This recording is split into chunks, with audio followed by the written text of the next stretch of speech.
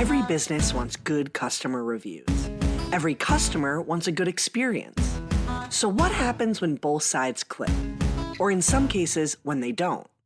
From Yelp and Entrepreneur Media, this is Behind the Review.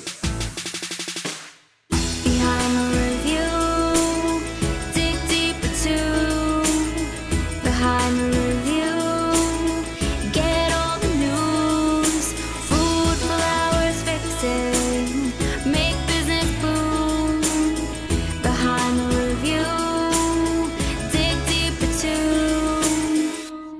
I'm Emily Washkovic, Yelp small business expert. Typically, I share a story featuring conversations with a business owner as well as someone who wrote them a Yelp review. But this week, we're doing things a little differently, and I'm sitting down with Lara Betthauser to talk about social strategy and content creation. Let's give our conversation a listen. Hi, I'm Lara Betthauser. I'm a social media manager at Yelp, overseeing the Yelp and Yelp for Business social strategy. Before I started at Yelp almost 2 years ago, I previously worked at the Brewers Association, then trade organization for all of America's small and independent craft brewers. And previously before that, I worked at OtterBox and LifeProof, the cell phone case company. When I first started working at Yelp, I was overseeing the Yelp for Business strategy, and I launched and grew the Yelp for Business social channels. And I've recently transitioned to overseeing both the Yelp and Yelp for Business social strategy. We started this conversation to discuss social media for small businesses because you launched the Yelp for Business Instagram page. Not only did you have to build the content, but you also set the tone for the page, answering the question, how is Yelp going to talk to our audience, and what did we look like online? What did those early days look like, and how did you make those initial decisions to build the Instagram presence into what it is today? It definitely took a lot of planning. I think with some of my background experience working for the Brewers Association, it was a similar concept of brewers and brewery owners.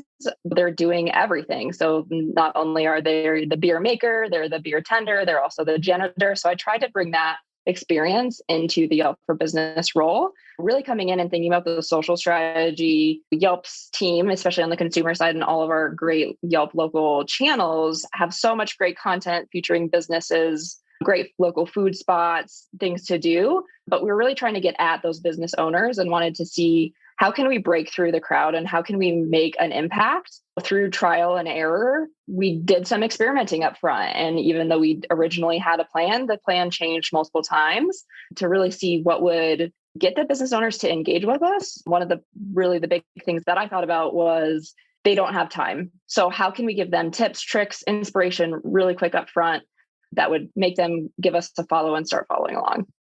A lot of small business owners start their social account by themselves before the business even takes off. Maybe in the beginning, they're uploading photos from professional shoots they've done, or they have someone taking pictures and videos in the business. But if they're not planning and scheduling content, they very quickly deprioritize social media, and suddenly they're only posting once a week or every couple weeks. One of the things you do really well, and I think business owners could do more of, is scheduling content. Can you speak to that? Just like everything else, planning is the roadmap for the future. So if you don't have the planning, it can make it a really daunting task. So at Yelp for Business, when we were scheduling out our content calendar, it was a month in advance, which I understand not every business owner has the time to sit down for a couple hours and get that jotted down. But even if it's a week at a time or 2 weeks at a time, I really suggest businesses sitting down, seeing what content they could get out so that they can focus on other things during the week.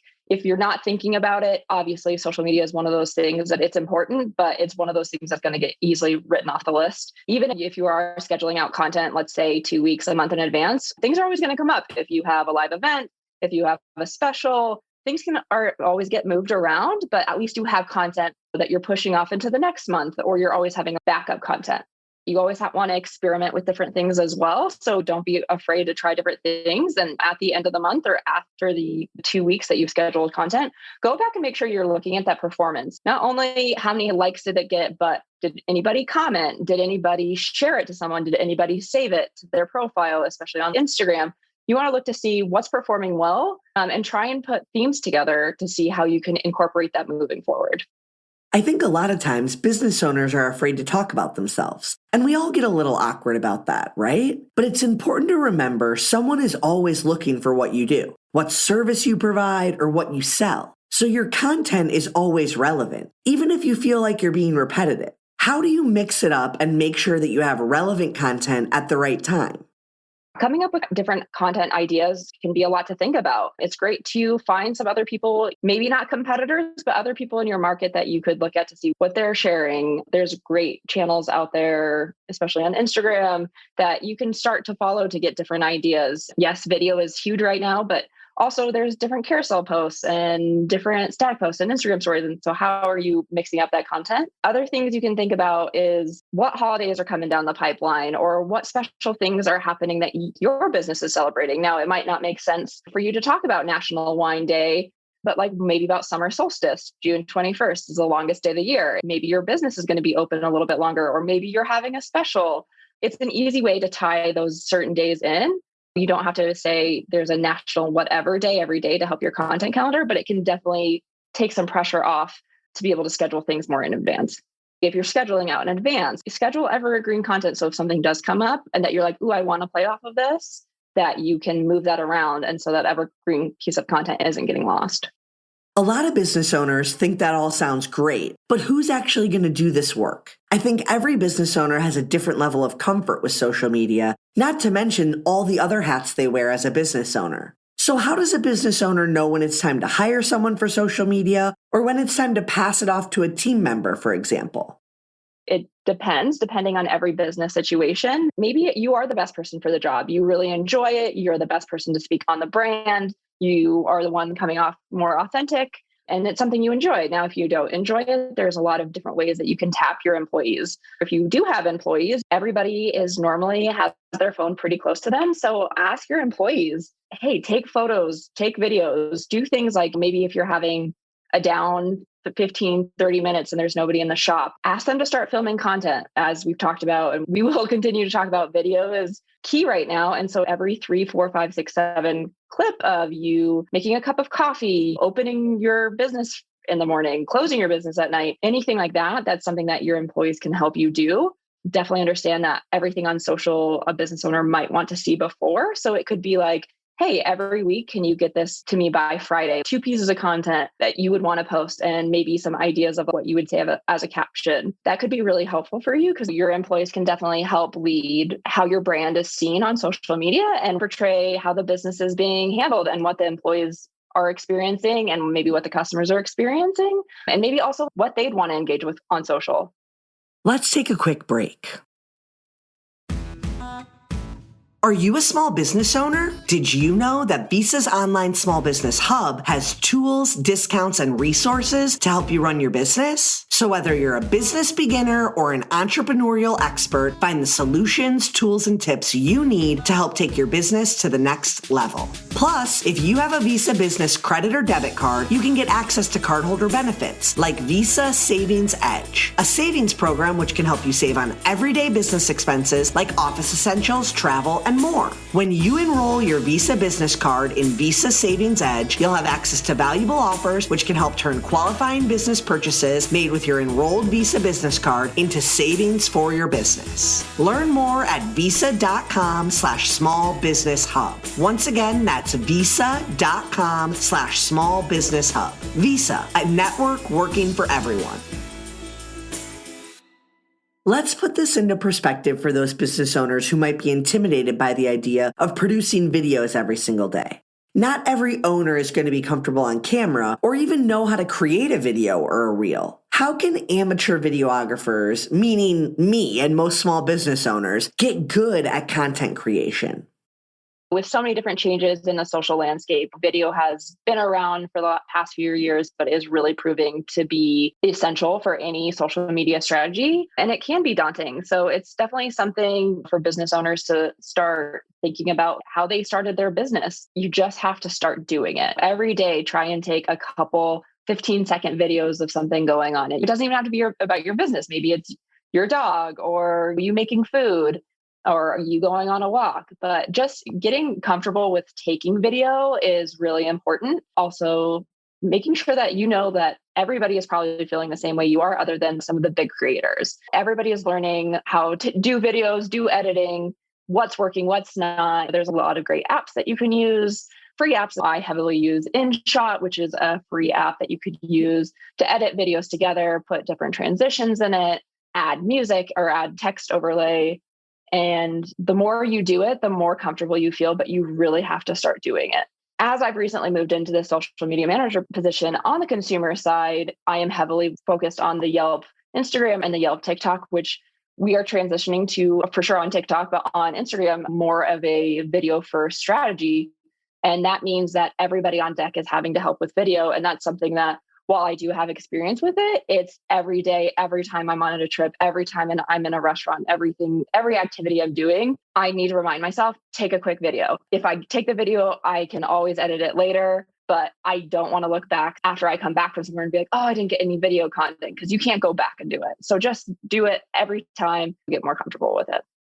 If you're one of those camera shy business owners, take a look at your team and make them the talent. It's what we occasionally do at Yelp. I was actually in a Yelp commercial a couple years ago. So the big companies do it, the small businesses do it. What content have you seen out there that has gone really well? And how can businesses incorporate their team members into their video content? So there's lots of great ideas that you could start with to start incorporating video into your social strategy. A few are easy as showing behind the scenes of your business. It doesn't have to be a really behind the scenes, something that's happening behind a kitchen door, but you are talking to people online. So there are some people that might be following you that unfortunately may never visit your business. They might patronize it online, but they don't know what the inside of your business looks like. They don't know what your storefront looks like.